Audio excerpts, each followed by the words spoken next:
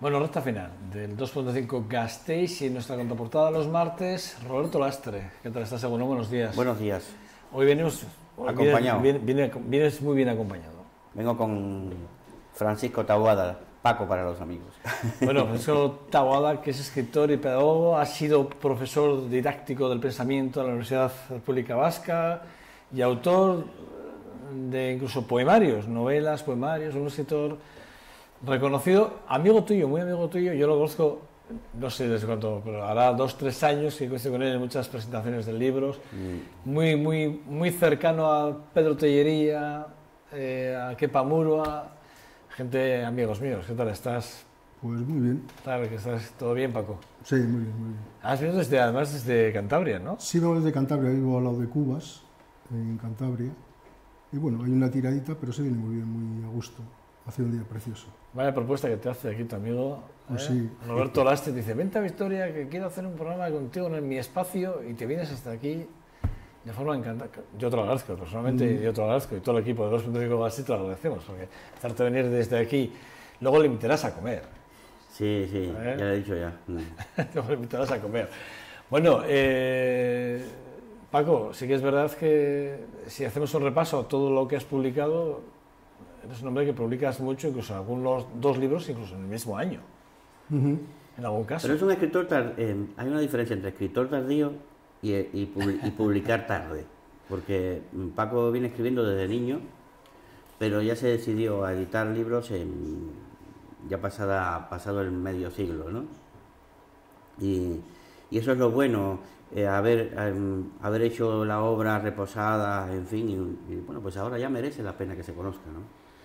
Bueno, con Arte Activo tienes dos obras publicadas, ¿no? Una es Frontera de Carne, sí, en 2015, y la otra en el 2012, que es La Cosecha. La Cosecha. Pero fíjate una cosa, mira, aquí yo tengo 2 libros, ¿no? Este me lo trajo Paco en el 2014 y me dijo, yo quiero publicar este libro. Ya me lo trajo como él lo quería, ¿no? Y así está. Os veas el que está en las librerías y es así, ¿no? ¿Qué hombre, ¿no? Más... Oye, mira, yo te voy a mandar un libro que quiero que me lo publiques. Y este es el... Y te lo manda así. Y me lo manda ya así, hecho el Déjame libro, ver, por favor.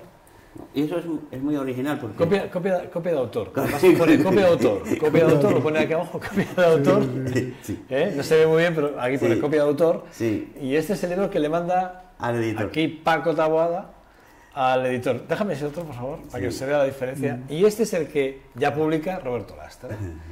Ya se ve, se mantiene la foto, que ahora me explicarás, Paco, por qué mantener la foto. Pero bueno...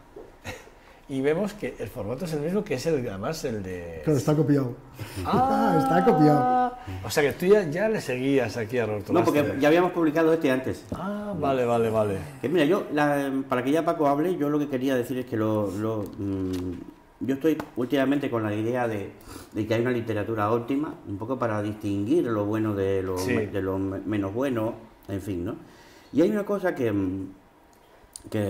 decía Vilamatas, y lo comentó Paco cuando presentamos La Cosecha en el 2012, que es someter una obra a un test, que es el test de Vilamatas, que decía, una novela del siglo XXI tiene que tener 5... debería tener 5 puntos esenciales para que sea una buena obra, sea la novela del siglo XXI. Uno es intertextualidad, porque es el reflejo de las lecturas que haces. Paco es un lector increíble. Otra de las virtudes que debería tener un escritor, leer mucho y leer todo lo bueno que aparezca en la historia de la literatura. De la lectura viene la intertextualidad, porque tú citas y juegas con un conocimiento abundante sobre los libros, la obra literaria, el mundo literario. Después están las conexiones con la alta poesía. Vilamatas le llama alta poesía porque evidentemente hay poesía baja, poesía media, malos poetas, poesía muy mala, en fin, ¿no? Entonces, alta poesía, sí. Vamos a ver, las novelas tienen que, y los cuentos deben tener una conexión con la poesía. Otra parte era que la victoria del estilo sobre la trama. Eso es importante.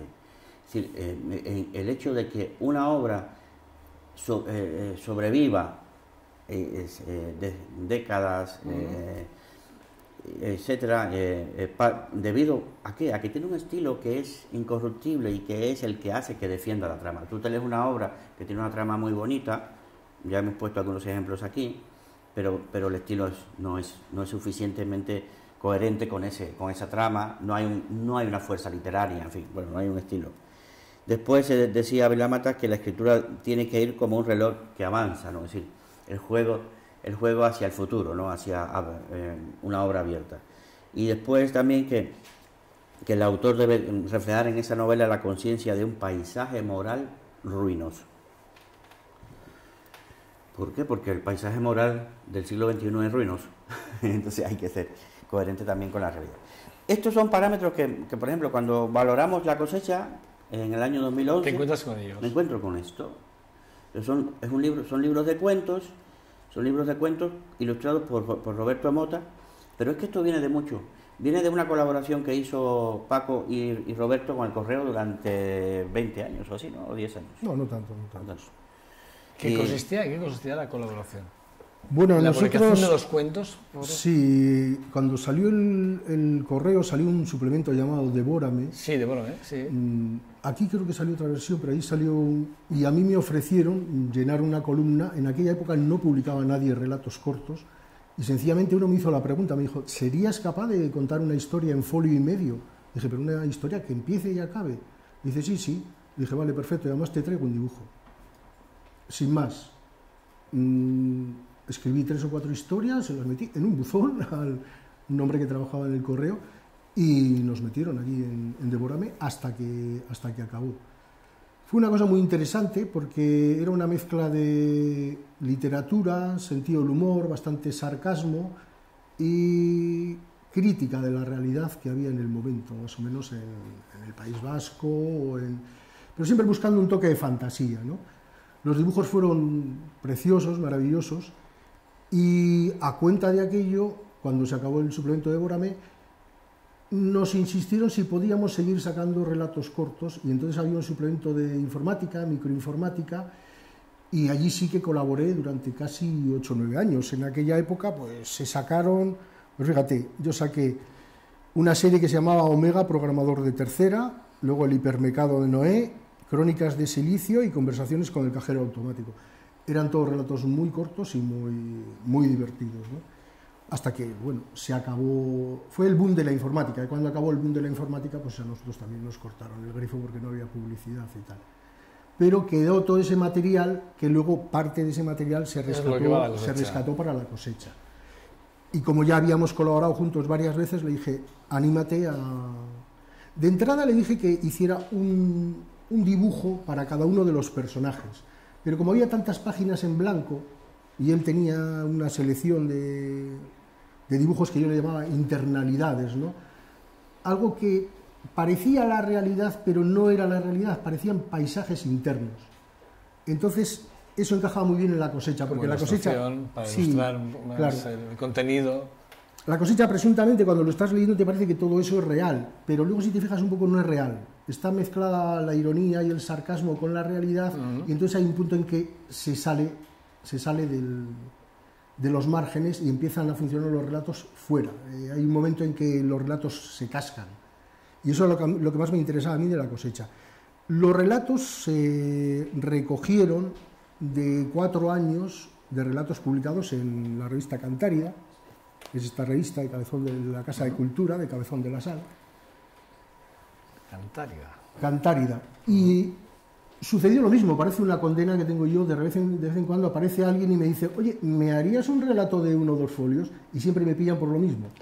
Entonces, al final acabo teniendo una cantidad exagerada de relatos, incluso ahora la novela que estoy escribiendo se basa precisamente en lo mismo, en recuperar una serie de relatos que ya han sido publicados y luego hacer una nueva, darle un nuevo tratamiento, ¿no? Número 397 de abril de 2016. Llevan 31 años. Llevan 31 años, sí. No, son 397 números. Sí, es una revista básicamente ecologista, de defensa de la naturaleza, defensa de las tradiciones rurales, las tradiciones marineras, pero siempre es profundamente crítica y tiene varias secciones que las deja abiertas a escritores y normalmente a escritores. Veo que con Arte Activo, ediciones, con Roberto, editas Frontera de Carne, y luego la de La Cosecha. Pero ahora en el 2015 también, con ediciones oblicuas, El Pozo Séptico. Sí. Quiero decir, no le gustaba a Roberto, no le gustaba... No lo conocía Roberto. No lo conocía. Es por meterme un poco con él, porque nunca me meto con él. Él no lo conocía. Me habló y le dije... Le hablé de él. Me habló y le dije, oye, termínalo, porque lo tenía como ahí, como, digo, ciérralo ya. Y ya cuando me enteré me dice, oye, ya lo he publicado. O sea, que no te doy la opción. Sí, no te doy la opción. No, lo mandó pero fue por otro motivo. Tanto El Maestro como El Pozo Séptico son novelas. El Maestro es una obra de teatro y El Pozo Séptico es una novela, ¿no? Pero las dos, como ha pasado un tiempo, yo les hice una especie de pulido a fondo para que también fueran accesibles a la gente joven. Ahora la gente lee El Pozo Séptico y me dice, pero esto ¿cómo pretendes que lo lea una persona joven? Y yo creo que me gustaría haberlo leído a los 14 años, sobre todo en el País Vasco y una dinámica que teníamos alcohólica lo escribí hace 30 años. ¿Cuál es la así un poco del Pozo Séptico? Así un poco parecido. El Pozo Séptico es la historia de un alcohólico terminal, un individuo que no es capaz de aguantar ni media hora bebiendo, o sea, se despierta en resaca y tarda en beber lo que tarda en llegar a un bar. Entonces no tiene ni un duro y decide ir a buscar trabajo. Entonces se va a una obra en Lejona, en el País Vasco, y le dan un trabajo de peón de albañil, pero es un alcohólico, no aguanta ni 2 horas. Lo que le falta hasta la hora de comer, se emborracha hasta el delirio y le han encargado que limpie el pozo séptico y entonces se mete a limpiar el pozo séptico. Esa idea surgió porque yo me pagué parte de los estudios trabajando en albañilería. Entonces, unos años antes, yo fui a una obra, trabajamos entonces 10 horas, y hubo una huelga tremenda para conseguir las 8 horas. Pues había un comunista alcohólico que participó en esa huelga, y entonces el encargado, como represalia, le obligó a limpiar el pozo séptico. Bueno. Y yo a ese individuo solo le vi una vez en el momento en el que entraba en el pozo séptico. Se te quedó en la retina, ¿eh? Y se me quedó grabado. Entonces, años después yo monté un bar de marcha, de bronca, bebíamos... Paco, la estaba todo, ¿eh? Y al juntar ambos elementos, el Soroa, el Loco, que es el bar que monté yo, al juntar aquel alcohólico con el Soroa, cuando yo vendí mi parte del negocio, en ese vacío sucedió el pozo séptico. El pozo séptico fue como una especie de milagro, porque yo siempre pensé que había tardado unos 3 o 4 meses en escribirlo. Lo escribí hace, ya tengo 31 años, y cuando lo volví a analizar, me pareció un libro que estaba muy bien, pero que yo no debía tocarlo. Lo había leído durante los 30 años, me había molestado bastante, y lo que hice fue quitarle todavía una parte importante, porque rompía la intriga y lo dejé en elementos básicos, ¿no? Que sea eso, es un libro duro, maleducado, grosero. Es un borracho de esos asquerosos que encuentras tirado en la calle, gritando y chillando, ¿no? Mi mayor problema fue evitar meterme yo en la novela. O sea, quería que fuera un hombre muy simple, sin estudios, bastante tosco, y quería que no tuviera salida. Entonces creo que conseguí al final ese efecto porque terminando bien da igual, que termine bien o que termine mal, porque es un borracho. Es una historia. Es un enfermo y ese individuo, sí, claro, aunque salga del bache en el que está, jamás va a salir, ¿no? Bueno, veo que has hecho poema, has hecho narrativa, has hecho novela, has hecho teatro, es decir, todos los géneros. Y en los últimos 6 meses colaboré con El Mundo de Cantabria antes de que cerraran. O sea, ya... Metí 6 tribunas grandes de hoja entera y justo cerró. Pero bueno. Pero quiere decir que le pegas a todos los palos. Ah, sí, a todos, pero yo creo que eso es normal en un escritor, salvo que... Bueno, no sé si es normal, yo no... Sí, yo creo que todos los escritores... ¿Tú le pegas a todos los palos? Sí, menos al teatro. Menos al teatro. ¿Ves? Ya el teatro no le pega. ¿Ves? Al teatro no, pero tú le pegas al teatro también. Pero es que el teatro, si realmente lo analizas bien, y yo es que empecé haciendo teatro, estaba en un grupo de teatro, ¿no? Si el teatro analizas las acotaciones que hay en el centro, las estiras y lo otro lo dejas como diálogos, puede pasar tranquilamente por una novela. Hay novelas que básicamente son teatro, que no tienen más que diálogo y diálogo y diálogo y diálogo. La única diferencia es que en el teatro tienes que pensar siempre en seres vivos. O sea, tienes que pensar, tienes que cerrar los ojos claro. y tienes que ver a la gente interpretando. Tienes que ver la interpretación. Y tienes que escribir en función... ¿Has pensado en llevarlo a realizarlo, bueno, a la realización de la obra? Vamos a ver, ¿Habéis pensado en algún momento? No. Yo lo saqué con la idea de que lo utilizaran los colegios como herramienta teatral. Es una obra de teatro difícil de llevar a cabo, salvo que la lleven colegios, porque son 20 personajes y eso ya es casi impracticable, pero está pensada para reforzar la presencia de los actores jóvenes en un escenario. Yo cuando hacía teatro notaba que nuestro mayor inconveniente, sobre todo a los novatos que se subían a las tablas, era que no sabían qué hacer en los intermedios. O sea, decían su frase y luego se quedaban allí como un muerto. Pensé, ¿qué tal dejar a 20 tipos haciendo el muerto? O sea, que se acostumbren a estar en un escenario pero que no digan nada. O sea, dices tus 5 frases y luego estás allí, que sientan qué es lo que se siente cuando tú tienes que hacer de actor, pero no hablas. Y entonces surgió de ese modo El Maestro.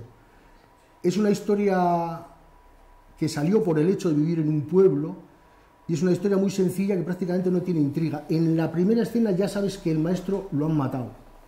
El pueblo se ha cargado al maestro. Hablan muy mal de él, se supone que era una malísima persona, llegó al pueblo, les empezó a buscar la boca y se lo cargaron. Primero le dieron una paliza y luego lo mataron. Entonces la obra empieza cuando el pueblo lleva 3 días con las luces encendidas de noche porque ya ha sucedido algo en sus cabezas. Aunque al principio lo mataron y a todo el mundo le parecía bien, ya no les parece tan bien. Ya empieza a haber facciones y entonces el hecho de que mantengan las luces encendidas todos crea una sospecha. La obra trata de la hija del que ha matado al maestro, cree que el maestro se ha hecho matar, cree que ha estado provocando al pueblo porque quería suicidarse. Entonces es una indagación que ella hace con otra amiga, son 2 chavalas de 12 años, intentando encontrar en los papeles del maestro una pista que le indique qué le pasó al maestro para ir a un pueblo como ese y hacerse matar. Entonces, de eso trata. Entonces está muy bien porque son todos los temas de discusión que tiene habitualmente la juventud, moralidad, justicia, y es la cara opuesta de Fuenteovejuna. En Fuenteovejuna van todos a una y en estos van cada uno a la suya. Refleja muy bien la actualidad en la que todo el mundo se lava las manos, a todo el mundo le da igual lo que les pase a los demás y cada uno solo quiere eludir su parte de responsabilidad. Llegan hasta el extremo de afirmar que se ha suicidado. Se convencen a sí mismos de que se ha suicidado y ahí teóricamente acabaría el asunto. Saben que no. Están en pleno invierno y cuando llegue la primavera y se deshaga la nieve encontrarán el cadáver del maestro y a ver cómo justifican entonces lo que ha sucedido. El tema es que los chavales se suban al escenario, utilicen la obra, aunque la obra ya esté completa, que ellos vayan ampliando, que discutan cada uno de los elementos de la obra y que ellos estiren. Está pensada para improvisar, para trabajar y está pensada para colegios exclusivamente. Las actrices son actrices, las que lo llevan, tienen que tener entre 12 y 13 años como mucho. Roberto, ¿cómo llegáis a contactar por primera vez entre los dos? No, mediante Pedro Tellería y Kepa Murúa, porque él colaboraba en Luque, la revista digital. La revista Luque, sí. Y entonces pues ahí... Una gran revista digital, por cierto. Y entonces Pedro me llamó, oye, que tengo un amigo Paco que te va a llamar para que le veas un libro. Y ahí vino con La cosecha. Y ahí fue cuando le conocí. A mí hay una cuestión que es muy importante, porque el mundo poético también de Francisco Taboada es muy importante. Porque, no sé, se hace cómplice un poco del resto del catálogo de Arte Activo Ediciones Iles. Va en una línea de cuestionamiento del tiempo, de la existencia. Y ahí tiene 2 libros de poesía, Palabras Alquilares, y después el que le editamos nosotros, Fronteras de Carne, que parecen la continuación, pero es como la A 100 veces, ¿no? Si aquí te cuento una cosa, aquí te voy a contar la otra. Entonces es importante que en un catálogo de poesía de una editorial haya obras como esta, es decir, que le den una línea de calidad y de alta poesía, ¿no?, al catálogo. Y después, en lo que antes contaba Paco, en la novela o en el libro de cuentos, que es una novela, así, cada cuento se lee y al final tú dices, es como me está contando la historia de un pueblo, ¿no? Es como una novela. Y es el hecho de que el autor maduro, el autor sabio, busca la sencillez. Es decir, la síntesis, la sencillez, la alta poesía, pero con una economía de recursos.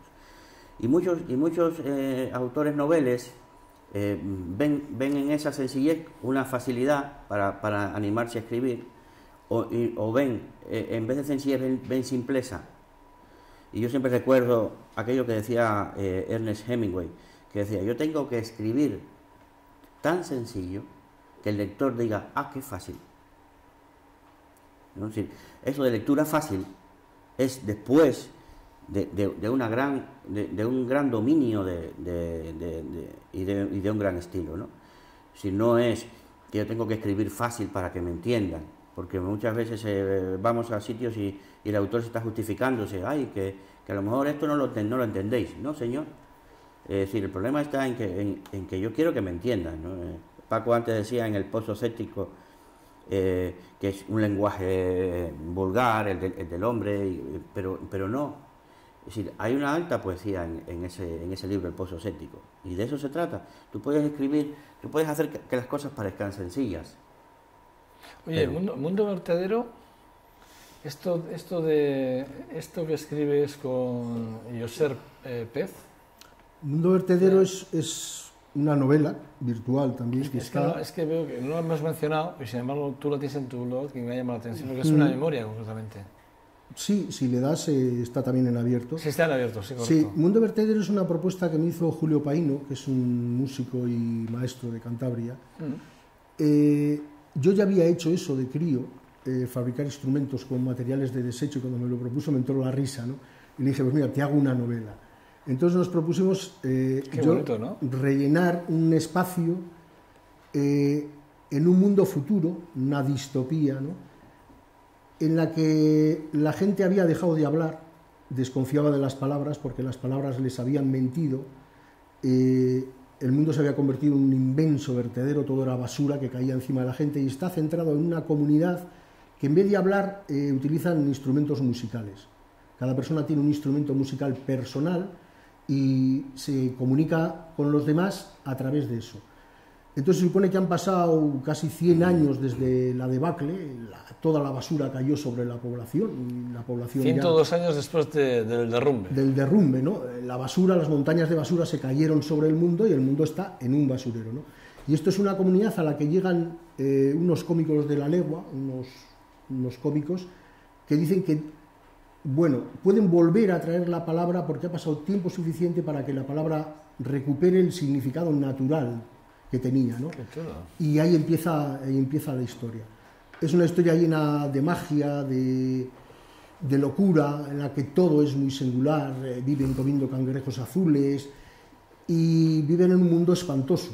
Muere la gente continuamente porque hay muchos gases. Y estos cómicos lo que traen a las comunidades son mascarillas y algo que les permita a ellos sobrevivir cada vez que vienen estas oleadas, ¿no? Fue un libro muy interesante porque yo no sabía de qué trataba, o sea, empecé a pelo el primer capítulo y había que ir avanzando. Tuve la precaución de poner que era un hombre muy mayor, por si la cosa no funcionaba, para que se me muriera, y se murió. Son las técnicas literarias, ¿no? Sí. Herramientas, ¿no? Pensé, mejor pongo un hombre mayor y si algo me falla, que le entre una... Bueno, también ese juego se hubiese vuelto una enfermedad, no sé, de la época. Pero fíjate que ahora que leí en el periódico hace poco que Guipúzcoa va a gastar no sé cuántos miles de millones de euros en 20 años para resolver el problema de la basura. Y decimos, oye, pero ¿qué está pasando? Si cada día yo bajo un par de bolsas de basura de casa y somos 2 personas, Ya sabes dónde la llevan, a Cantabria. Entonces la llevan por ahí A Cantabria. en fin, Ay, sí. sí, están discutiendo en el Parlamento de Cantabria. Bueno, hoy una de las noticias precisamente se habla precisamente de los vertederos y del tema tan importante del Qué reciclaje. grave problema, ¿no? Porque Muy gordo. con los plásticos y eso se está contaminando las aguas, los mares, Muy gordo. Bueno, el caso es que, Paco, no tengo mucho más tiempo, pero no sé, algún apunte que quieres hacer, porque al final No, tu invitado se ha convertido en mi invitado. Va a Sí, ser sí, el no, tuyo. porque es que yo sabía, yo cuando vi que Paco venía con todo esto, dije, "Buah, va a hablar él solo". No, esto es para no perderme, nada más. Por si algún dato, porque No, yo solamente decir que lo he traído sobre la base de esto de la literatura óptima. Es un escritor que explota hasta, ya lo hemos oído, hasta el fondo cualquier tema y en su estilo narrativo y en el de la poesía. Es un escritor que alcanza una calidad un poco común, y por eso, bueno, pues estamos hoy celebrándolo aquí con los espectadores. Se me ocurre una última pregunta para acabar. ¿En qué estás trabajando ahora?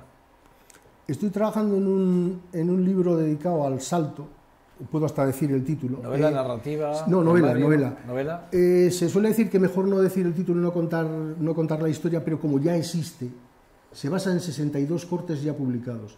Entonces yo he decidido utilizar esos 62 cortes como si fueran la memoria del escritor. O sea, hay un escritor que tiene una memoria y eso lo va a ir modificando según vaya avanzando la trama. No sé cómo va a ir porque tengo bastantes problemas. Uno de los personajes quiere contar el libro, lo quiero contar yo, pero lo quiere contar ella, una chica que se llama Celeste. Se publicó en Luque hace poco un relato en el que esta mujer no la dejé escribir el libro y se me ha metido a estudiar filología. Y ese relato refleja el momento en el que ella está en primero de filología intentando arrebatarme a mí la redacción del libro. O sea, fíjate que es cachondo y el cachondeo que hay. Se titula Jerónimo de los paracaidistas porque yo volaba en parapente y una vez me quedé colgado en una ladera de una montaña y como no sabía cómo salir de la situación, por instinto me lancé al vacío y grité Jerónimo. Cuando llegué abajo dije, qué gracia, ¿no? O sea, no he dicho Dios mío o me voy a matar, sino que he dicho Jerónimo. Entonces escribí una plegaria que decía Goyaale, que es el nombre verdadero de Jerónimo, Goyaale, Jerónimo de los paracaidistas, danos valor. Y en base a eso intento crear una historia en la que haya 62 saltos. Cada persona tiene que saltar en un momento determinado al vacío. Y tu personaje salta 68 veces. 62 veces de momento. 62, sí. 62. Y eso es lo que yo quiero. A ver quién gana ahí, a ver si yo voy a ser el narrador, a ver si va a ser Celeste, a ver cómo van a salir. La única ventaja es que ya tengo escritos los fragmentos, ¿no? Pero es un libro totalmente nuevo. Paco Taboada, Un gran placer. para Sí. la personalidad, porque ahora que estaba en parapente, todas estas cosas, pues en una ocasión Paco hizo un juego de la ruleta rusa en el periódico, cogió la hoja de ofertas de trabajo y dijo, el trabajo que me salga lo hago, ¿no? Puso el dedo y le salió cuidar a un anciano parapléjico, bueno, que estaba en silla de ruedas, y estuvo cuidando a ese anciano que 10 años. Pues no, estuve 2 años y luego enfermé yo, me quitaron un riñón y ahora por circunstancias de la vida llevo 11 años cuidando a una persona con Alzheimer. Algo que a mí no me gustaba, pero fíjate, cosas de la vida, por jugar a la ruleta rusa es lo que trae. La vida es así, ¿eh? Victoria me acogió bien, pero ahora se mira al extranjero con otros ojos, que se estaba mirando tal vez que quería. Eso es lo del correo del domingo. Sí, un artículo que sacas ahí, y es verdad, es este titular, ¿te refleja realmente lo que tú sientes? ¿Sientes que si miramos al extranjero con otra forma de... Claro, si mirabas al extranjero incluso en los años 70, 80, cuando había tan pocos, pues era como algo... Pero ahora la masividad es lo que ha traído cierto rechazo, incluso yo lo he sentido. Si de pronto alguien me recuerda, pero tú eres extranjero igual. Yo que no me creía. Pero eso pasa de verdad, extranjero porque en ningún me lugar. cuesta creerlo, ¿eh? Pasa, si tú Sí, lo dices te va a creer, pero me cuesta. Hay mucho disgusto también con la propaganda que se ha dado de las ayudas, de los extranjeros que vienen y no trabajan y viven de ayudas. Todo es mentira. Reclamos. Yo no sé, pero hay ese criterio. Todo es mentira. Lo que Hay pasa es que la gente Ayer mismo yo veía en las redes sociales todavía lo de la nómina famosa esta, que Sí. ya se ha hablado de esa nómina y se ha explicado que se utilizó de forma muy partidista y de forma muy interesada. Sí. Y todavía seguía ahí en la red, ¿no? Porque todavía hay gente a que le interesa sacar ese tipo de cosas. No, que... hay una cuestión y es que claro, tú miras las oficinas de la Envidia o oficinas de esto y es verdad que ves llenos de extranjeros buscando trabajo, buscando ayuda, buscando lo que sea para sobrevivir, ¿no? Pero yo sí he notado que en la medida en que ha habido una masividad de emigración, pues se ha distinguido. Antes no se distinguía. Antes no se distinguía. Tú podías andar por las calles tranquilamente. No me ha pasado a mí. Yo soy del mundo. A mí eso no me importa, ¿no? Pero me preguntaban, ¿tú has notado? Digo, yo cuando llegué todo muy bien. Y ahora noto que sí que hay una atención sobre eso, sobre el extranjero. ¿Quién lo es? ¿Quién es? ¿Quién no? ¿De dónde viene? En fin. Bueno, un artículo que lo leímos a mí, Mireia Martín, mi compañera, Vitoreando, por cierto, que viene ahora a continuación. Sí que es verdad que me mandó una copia, en cuanto la leyó, me mandó una copia por teléfono, por WhatsApp, rápidamente. Y bueno, pues luego ya me leí el artículo. Bueno, yo hablo de muchas cosas, ¿eh? Lo que pasa es que bueno, es que es lo que ha resaltado. Sí, es lo que ha resaltado el periódico. Porque el periódico tiene mucho interés, el correo tiene mucho interés en hablar de migración constantemente, no sé por qué, habrá que preguntárselo. Bueno, gracias a los dos. Gracias a los dos. Paco, un verdadero placer haber contado con tu presencia en este programa, haberte venido desde Cantabria, un verdadero lujo. Y me siento con mucha gratitud por tu cercanía y por eso, repito, por haberte venido hasta Vitoria para hablar de tu trabajo, que bueno, aquí se conoce mucho porque eres una persona muy conocida. Y bueno, pues que te deseo lo mejor y que bueno, en cuanto tengas estos 62 saltos acabados, sí, podamos ir a la presentación en Gasteiz. No sabemos si lo harás con Roberto Lasten, no sé, tendréis que hablar. Es muy exigente, lo mismo dice que no. No creo. Yo creo que Roberto no, es de mis escritores preferidos, así que... Sí, no, está claro. Hemos hablado de ese arte activo del cual tú siempre quieres hablar y de la calidad. No, y en ese artículo del Correo hablaba de Paco de Aguada como de los escritores más importantes del catálogo. Sí, tú lo das. Bueno, gracias, Paco, ¿vale? Gracias a vosotros. Un placer. A ti, Roberto, muchas gracias por acercarnos la figura de Francisco Taboada. De Francisco Taboada. De cada llamo Paco, pero es Francisco Taboada Balado. Ahí es nada. Gracias a los dos, ¿vale? Gracias, Roberto. Bueno, nada, nosotros hasta aquí, 2.5 Gasteiz, hasta aquí con esta contraportada en este día a día. Mañana será 11 y estaremos aquí y hablaremos de más cosas, sin lugar a dudas. Ahora.